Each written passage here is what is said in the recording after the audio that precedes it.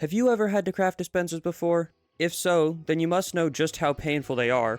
If you don't, here's a very quick example.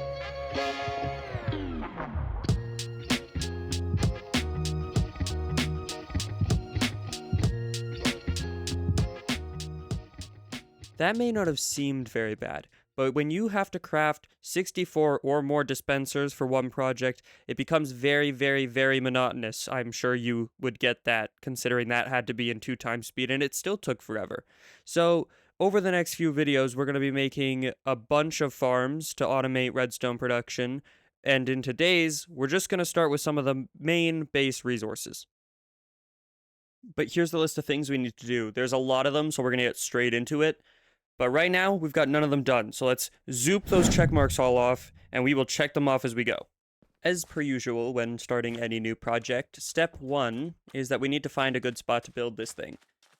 This thing meaning, you know, all of the things, so I had to find a good spot with the biomes and witch hut that I need. I already scouted for the spot on Chunk Base because I didn't really want to just fly around aimlessly for the next 20 hours at least. So we're going to travel there. Probably going to zoop this. I will see you when we're at the location. Very slow. Oh, wow. I didn't think I'd get that close. I'm going to have to move that portal because it's actually too close to the witch hut. Anyway, we need to scout this area though.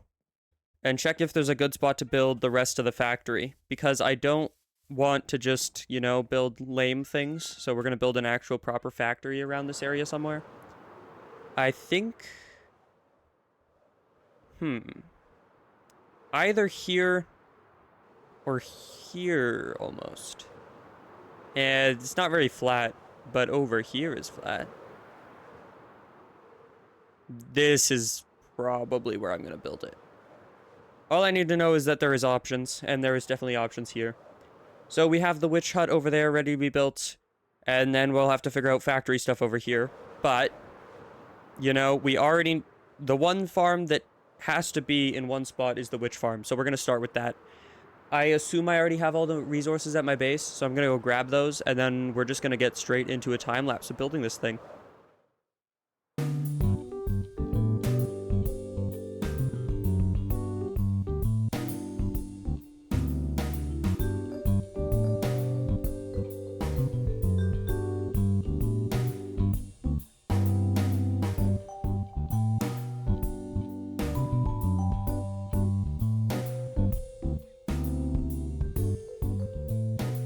Okay, we have all of the zoglins in the farm now, which should mean it's functioning. Actually, wait, no, there's torches in there. The farm is done, kind of.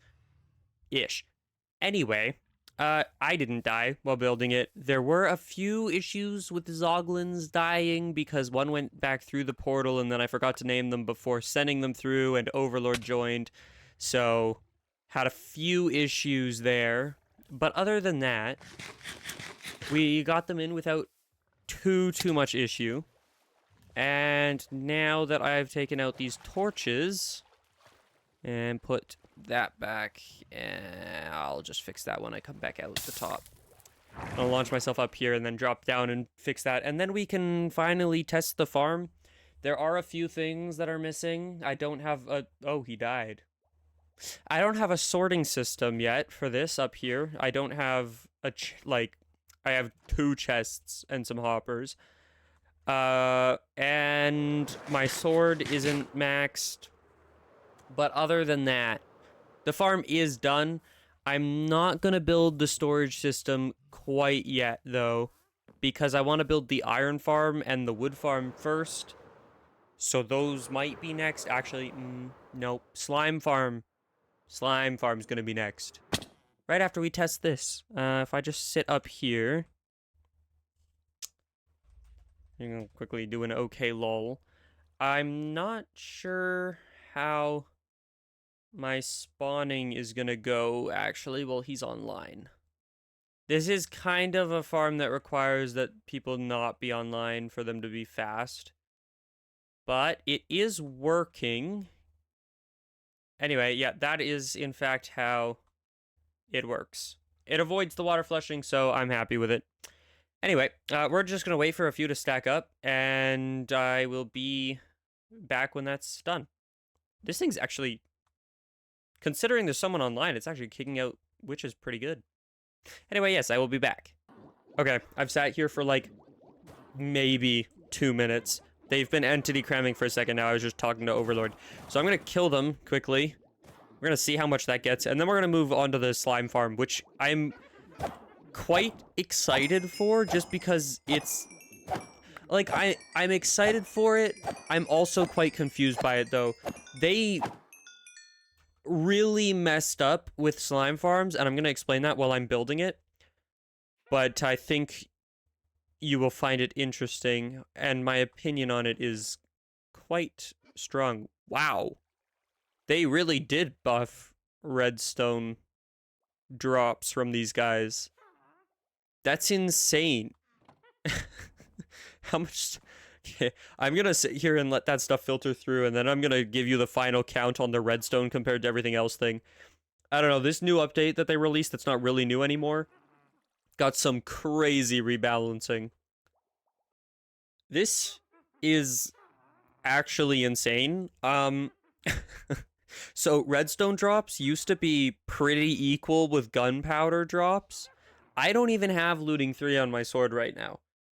And I got 2.5 stacks of redstone dust and only 15 sticks, 10 glowstone. Like, this is quite insane, if I do say so myself.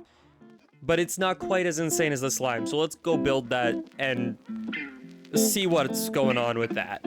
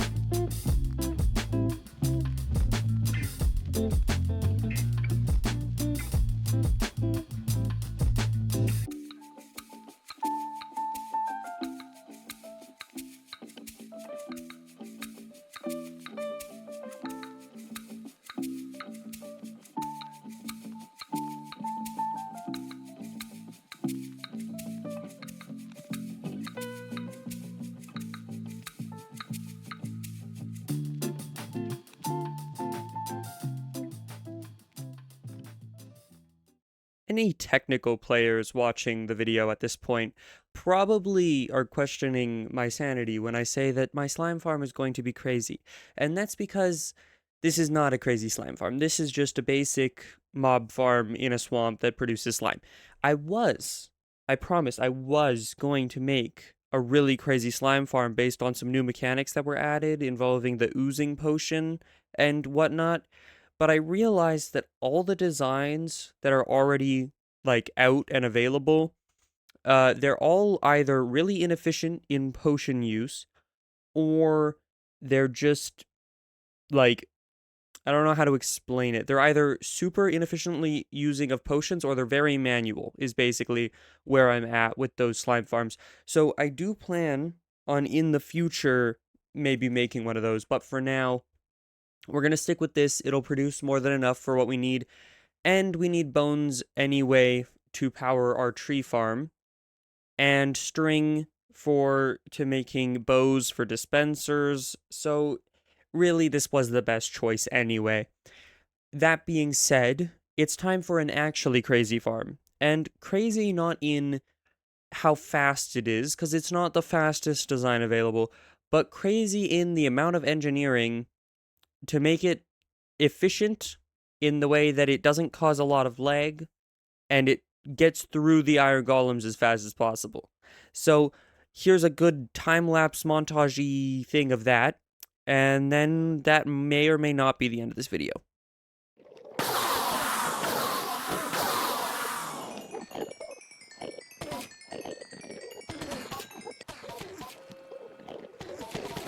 I'm not gonna lie, I had my mic muted for this because I was just gonna, do a montage of me enchanting this. I did not think I was gonna get looting 3 and sweeping edge 3 and fire aspect 2 and unbreaking 3 on a sword in one go. So continue the montage, but that was crazy.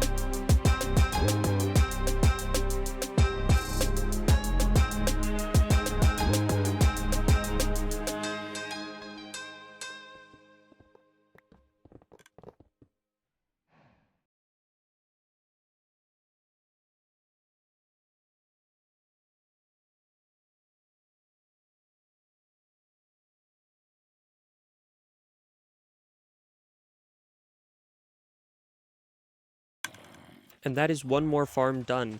We now have the iron farm and the mob farm and a witch farm. Is there... I think that's all of them so far. We've got 3 farms done, but that is a lot of the items. So let's check those off because I keep forgetting to check them. Let's bring up the list here, and those ones are checked off now. So now we need to work on, like, right now we have no factory, so we need to start working on the factory itself. Because at the moment we just have a bunch of farms that are randomly spread out. around the land. My flying is an absolute skill issue, but we're not going to worry about that right now. Maybe we'll make a flying course at some point. Anyway, yeah, so this is going to be like a mine at some point. I have a lot of plans for decorations. I think I'm going to have a train route go through to all of them, even though that's not really going to be how the items are transported. They'll probably go through a nether network, kind of like how the Hermitcraft server has the mail network. But I think I'm going to put the factory part of this build right over here. Kind of like cover that up and put the factory in this flat area here. And then we'll have the train tracks come all the way like here, past here, go across the water into the witch farm, and then pass to the mob farm. And inside the factory is where we're going to put farms that are less requiring of specific places. Like the iron farm had to be there because the options were either underground in an enclosed space or floating in the air because iron golems like to spawn everywhere except for where you want them to. And the witch farm obviously needed to be at the witch hut, and the mob farm needed to be in the swamp. But I don't like building in swamps because the grass is just, the color of the grass there is really bad. So here we're going to have the, like in the factory, we'll have the tree farm and the stone farm and the crafting machines as well. We're going to have to go back to the list again and check to see what else we're missing. But I think that for the most part, it'll be the cobblestone farm and the tree farm and just the crafting network. Plus, the factory will probably end up being my, like, mega base, so it's going to have a sorting system in there somewhere. And by mega, I don't really mean mega. It's going to be big, but it's not going to be huge. So, we're going to get building on that, but I'm going to have to go into creative and do some stuff. So, it's probably going to be a pretty big gap between this clip and me doing that. But the next thing you'll see is probably tree farm and stuff going into a factory.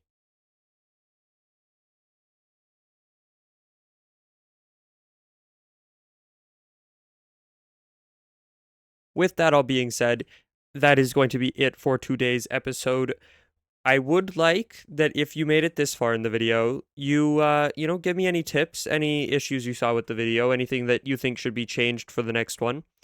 And I would like to specifically hear which style of time lapse you liked the best. I did a little bit different on all 3 time lapses, and I'm not sure which one was the best. So if you have any comments on that, it would be appreciated. Anyway, I will see you in the next video, hopefully. Please subscribe. I'm lonely.